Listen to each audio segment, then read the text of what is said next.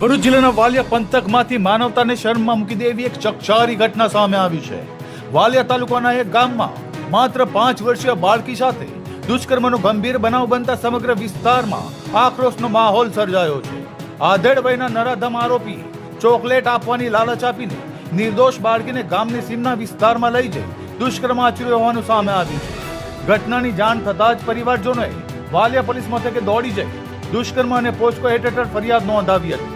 ઘટનાની ગંભીરતા ધ્યાનમાં રાખીને પોલીસે તાત્કાલિક કાર્યવાહી હાથ ધરી હતી।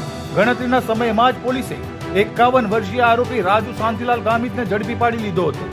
નરાધમ આરોપી સુરત જિલ્લાના માંડવી તાલુકાના વાઘનેરા ગામે એક લગ્ન પ્રસંગમાં હાજર હતો ત્યારે પોલીસે દબોચી લઈ તેની ધરપકડ કરવામાં આવી હતી। પોલીસે આરોપી સુધી પહોંચવા માટે 500 થી વધુ શંકમંદોની પૂછપરછ કરી હતી અને આરોપીને ઝડપી પાડવા માટે 7 અલગ અલગ ટીમો કાર્યરત કરવામાં આવી હતી। આ ઘટનાએ ફરી એકવાર સમાજમાં બાળ સુરક્ષાને લઈને ગંભીર પ્રશ્નો ઉભા કર્યા છે। પોલીસે આરોપી સામે કડક કાર્યવાહી હાથ ધરી આગળની તપાસ શરૂ કરી છે। 4/2026 ના રોજ એક ફરિયાદ અમારે ત્યાં વાલિયા પોલીસ સ્ટેશનમાં એક ફરિયાદી આવી હતી। જેના કહેવા મુજબ આની બાળકી જેની ઉંમર 5 સાલ છે, આના સાથમાં એક રાજુભાઈ સનોપ શાંતિભાઈ ગામે ઉંમર વર્ષ 51 વાઘનેરા માંડવીના જે માણસ છે, આને 9 તારીખમાં આને લલચાવીને ફોસલાવીને અને ચોકલેટનો લાલચ આપીને ખેતરમાં લઈ જઈને બલાત્કાર આચર્યો હતો।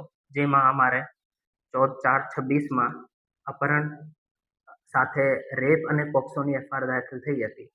જોકે આરોપી ત્યાંથી નાસી ગયેલ હતો, જેથી આની શોધખોળ માટે અમારે એલસીબી, એસઓજી અને લોકલ પીઆઈના નેતૃત્વમાં 6 થી 7 ટીમો બનાવવામાં આવી અને એ ટીમો હ્યુમન ઇન્ટેલિજન્સ અને ટેકનિકલ ઇન્ટેલિજન્સના આધારે કાલે એક શંકાસ્પદ વ્યક્તિની આઈડેન્ટિફાઈ કર્યો, જેનું નામ રાજુભાઈ છે, જે આરોપી તરીકે છે। પછી આની યુક્તિ પ્રયુક્તિ તરીકે પૂછપરછ કરતા આજે આને ગુનો આચરેલ હોવાનો કબૂલ કરેલ, જે પછી આની 3/35 આજે બપોરે ધરપકડ કરવામાં આવી।